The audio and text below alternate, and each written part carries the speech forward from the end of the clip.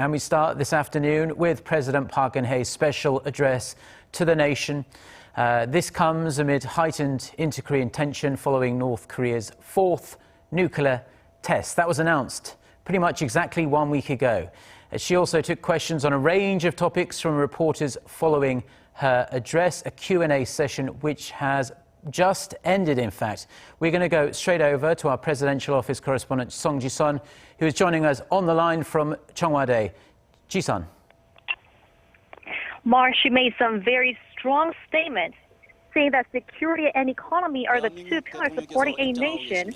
She said the two are both at stake at the moment, with North nuclear threat and a standstill at the National Assembly, where it has yet to pass multiple bills aimed at revitalizing the economy, with lawmakers failing to reach an agreement on electoral map for April's general election. Park said Pyongyang's latest nuclear test has the potential to reshape the regional security landscape in Northeast Asia, and that the nature of North Korea's nuclear capabilities could change with the latest H-bomb test held last Wednesday.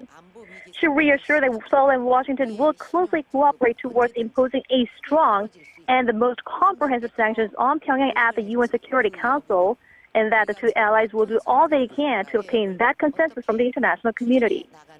Park also directly called on Beijing to play its role in denuclearizing Pyongyang, saying that she believes China will take necessary actions in line with its stance towards denuclearizing Pyongyang.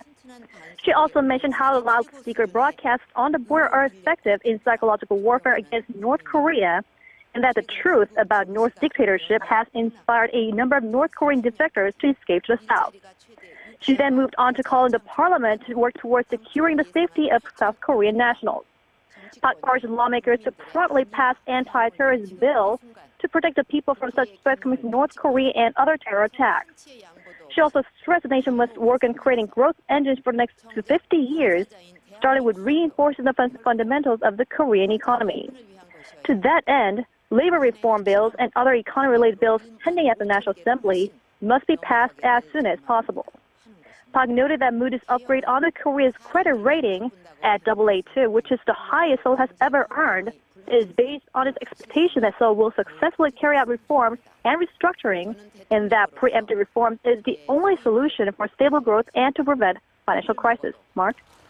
Yes, it was quite interesting to hear that the majority of her special address was focused on the economy, and this was also her third press conference. You were one of the reporters in there watching the president, and she fielded a number of questions. And unlike press conferences gone by, those were held at the very start of the year. This is midway into the first month of the year. This was a special occasion, of course, given the gravity of the security situation at this time following North Korea's nuclear test. What did she have to say to the questions posed by reporters? Right, this is the first time she held a statement. She held a press conference and addressed the nation at the same time. And the first question from the journalist was on Seoul's response to Pyongyang's nuclear test.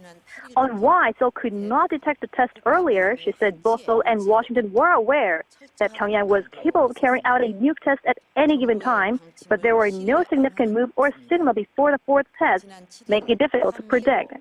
But she added Seoul will rev up its intel gathering capabilities on North Korea.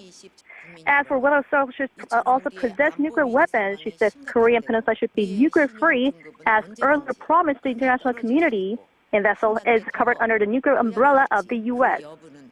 She also answered that the new sanctions on Pyongyang will be made in the way to make sure that Pyongyang changes, pressing the communist regime with all-inclusive ways, including further financial sanctions. She once again stressed Beijing's role in doing so. And as for the latest settlement with Tokyo on Japan's wartime sexual slavery issue, she said the government has achieved the three conditions the victims were demanding: having Tokyo acknowledge its responsibility, an official and formal apology from the Japanese government, and financial compensation funded by the Japanese government. With all these three criteria met, Park said the agreement had to be made as soon as possible, with the elderly victims passing away as the years go by. On the economy, she said employment is more important than growth figures, as that's how the public gauges the economic sentiment, and that job creation will remain as her key priority in setting economic policy. I'll be back with more updates in our later newscast. Back to you. Well, thank you very much, Ji-sun, for that extremely comprehensive report, especially given the time constraints with that press conference just ending just before we came on air.